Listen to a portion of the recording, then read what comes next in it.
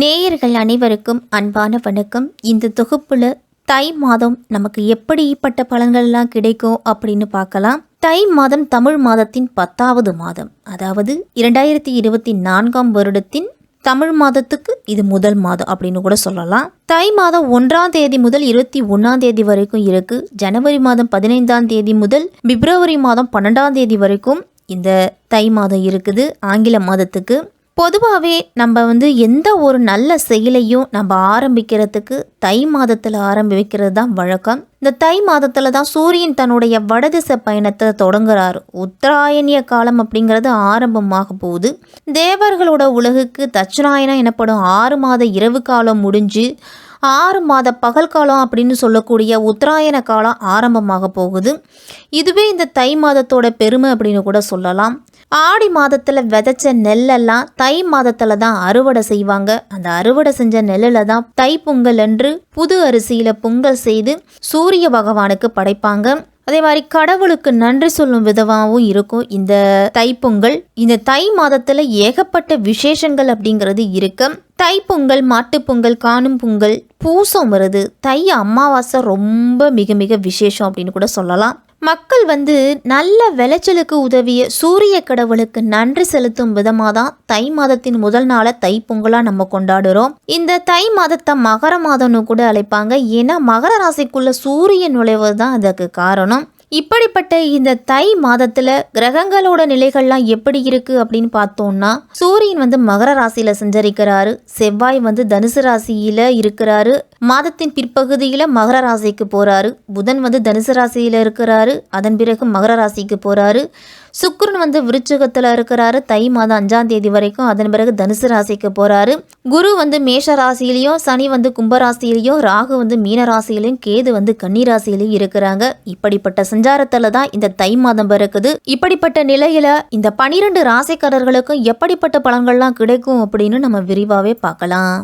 உழைப்பும் உறுதியான மனமும் கொண்டவர்கள் தான் இந்த கன்னி ராசிக்காரர்கள். புதன் பகவானை ராசி அதிபதியா கொண்டவங்க தான் இந்த கன்னி ராசிக்காரர்கள் கூட. உங்களுக்கு இந்த தை மாதம் எப்படி இருக்கும், என்னென்ன பலன்கள்லாம் கிடைக்கும் அப்படின்னு பார்க்கலாம். உங்க ராசிக்கு 5ஆம் வீடான பூர்வ புண்ணிய ஸ்தானம் வலிமை அடைஞ்சிருக்கிறதால எத்தனையோ சிக்கல்களை கடந்து வந்திருக்கக்கூடிய ஆற்றல் அப்படிங்கிறது கன்னி ராசிக்காரர்களுக்கு கிடைக்கும். மன குழப்பம் நீங்கி தெளிவான சிந்தனை பிறக்கக்கூடிய மாதம் இந்த தை மாதம். உங்களுடைய வேலையில இருந்துட்டு வந்த சிக்கல்கள் எல்லாமே நீங்கும். மாத தொடக்கத்துல அதுவும் உங்க ராசியில கேதுவும் 7ஆம் இடத்துல ராகுவும் சஞ்சரிக்கிறாங்க. அதனால சர்ப்ப தோஷத்தின் பின்னணியில இருக்கிறாங்க கன்னிராசிக்காரர்கள் அனைவரும். 6ஆம் இடத்துல சனி இருக்கிறதால அற்புதமான நேரமா இருக்குது. கொடுக்கல் வாங்கல் எல்லாம் இதுவரைக்கும் சீரற்ற நிலையில இருந்திருக்கும். இனிமேல் சிறப்பா இருக்க போகுது. தடையில இருந்து வந்த காரியங்கள் எல்லாமே படிப்படியா நடக்க போகுது. உங்களுக்கு உத்தியோகம், தொழில் எல்லாம் முன்னேற்றம் அப்படிங்கிறது கிடைக்கும். வருமானமும் உங்களுக்கு திருப்திகரமா இருக்கும். பூர்வீக சொத்துக்கள்ல இருந்துட்டு வந்த பிரச்சனைகளுக்கெல்லாம் முடிவு கட்ட போறீங்க கன்னிராசிக்காரர்கள். தினசரி காலையில எழுந்து குளிச்சு முடிச்சுட்டு துளசி மாடமோ அல்லது துளசி செடிக்கோ தண்ணீர் ஊற்றி அகல் விளக்குல தீபம் ஏற்றி நீங்க வழிபட்டுட்டு வந்தீங்க அப்படின்னா உங்களுக்கு இருக்கக்கூடிய கடன் பிரச்சனை, ஆரோக்கியம் சார்ந்த பிரச்சனைகள் எல்லாமே நீங்கும்.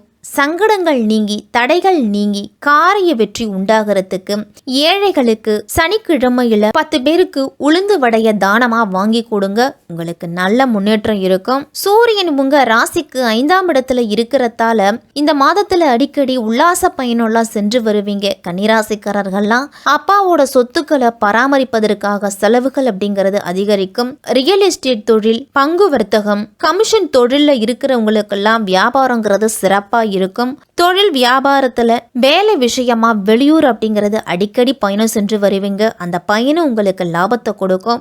வீடு மாற்றம், இடமாற்றம்லாம் வரலாம். புதிய வண்டி வாகனம் வாங்கக்கூடிய யோகம்லாம் இருக்குது கன்னிராசிக்காரர்களுக்கு. தினசரி காலையில எழுந்து நீராடிட்டு சூரிய நமஸ்காரம் செஞ்சு சூரிய பகவானை வழிபாடு செய்துவாங்க. மாத தொடக்கத்திலேயே அஷ்டமத்துல குரு பகவான் சஞ்சரிக்கிறாரு. அஷ்டமத்துல குரு சஞ்சரிக்கிறதால அலைச்சலுக்கு ஏற்ற ஆதாயம் கிடைக்காது அப்படின்னு சொல்லுவாங்க. உங்களுடைய உழைப்பு அப்படிங்கிறது கூடுதலா இருந்தாலும் கிடைக்கக்கூடிய ஊதியம் உங்களுக்கு குறைவாத்தான் இருக்கும். உடம்பு சார்ந்த விஷயத்திலேயே சிறு சிறு பிரச்சனைகள்லாம் ஏற்பட்டு அதனால மருத்துவ செலவுகள் அப்படிங்கிறது உங்களுக்கு அதிகரிக்கலாம்.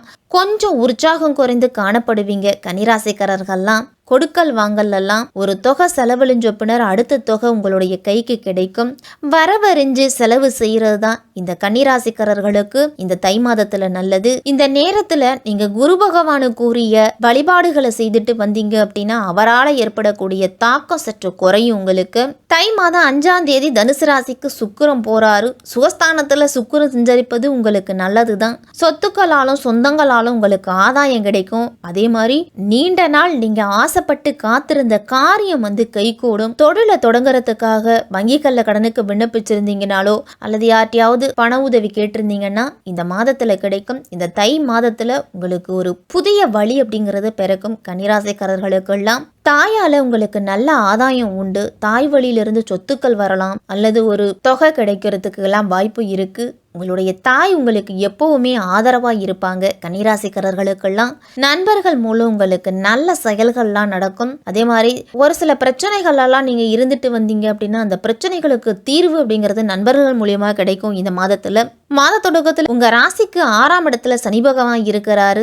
ஜீவனஸ்தானம் வலுப்படுவதால உங்களுடைய எதிர்பார்ப்புகள் எல்லாமே ஒவ்வொன்றா நிறைவேறும். கடந்த காலத்துல நடைபெறாது இருந்த காரியங்கள்லாம் இனிமேல் படிப்படியா உங்களுக்கு நடக்க தொடங்கும். உங்களுடைய கடன் சுமை அப்படிங்கிறது கன்னிராசிக்காரர்களுக்கெல்லாம் குறைய போகுது.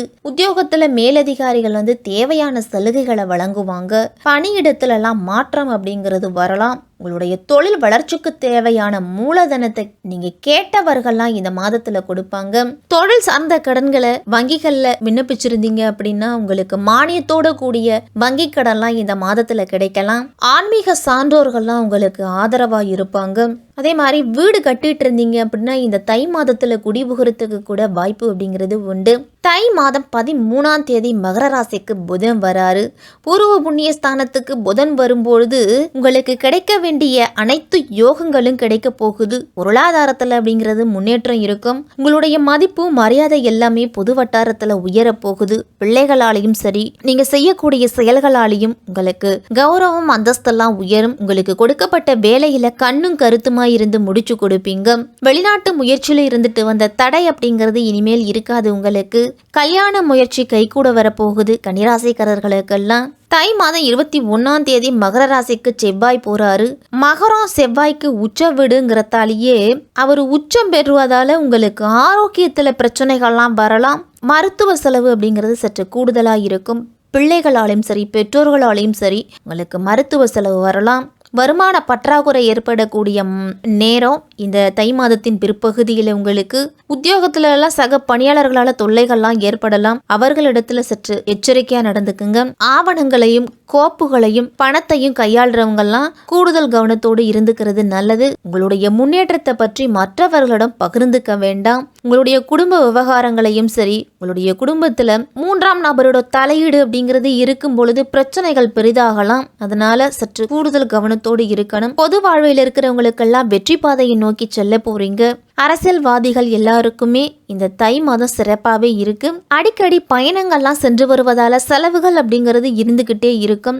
மேலிடத்துல இருக்கிறவர்களோட உத்தரவின்றி எந்த விதமான வாக்குறுதியை யாருக்கும் கொடுக்க வேண்டாம். மாணவர்களுக்கெல்லாம் பெற்றோரும் ஆசிரியரும் உறுதுணையா இருப்பாங்க. பாடங்களை நன்கு கவனித்து படிங்க. அதே மாதிரி அன்றைய பாடங்களை அன்றே படிங்க. நாளை படிச்சுக்கலாம் அப்படிங்கிற எண்ணத்தை மட்டும் மாணவர்கள்லாம் தவிர்த்துக்கணும். பெண்கள்லாம் குடும்ப முன்னேற்றம் கண்டு மனதில் மகிழ்ச்சி அடைவீங்க. புதிதாக திருமணமான தம்பதியர்களுக்குள்ள பாசமும் நேசமும் அதிகரிக்கும். இந்த மாதத்துல குழந்தை பாக்கியத்துக்காக காத்திருக்கும் பெண்களுக்கெல்லாம் இந்த மாதத்துல கிடைக்கும் நல்ல செய்தி அப்படிங்கிறது இல்லத்துல தேடி வரும் பெண்களுக்கெல்லாம். சனிக்கிழமை தோறும் விஷ்ணு சகசரநாமம் மற்றும் ஆதித்ய ஹிருதயம் கேட்டுவாங்க. எதிரிகளிடமிருந்து உங்களுக்கு பாதுகாப்பு அப்படிங்கிறது கிடைக்கும். பெருமாளை வணங்கி நிதிநிலையில நல்ல முன்னேற்றத்தை பெறுங்க.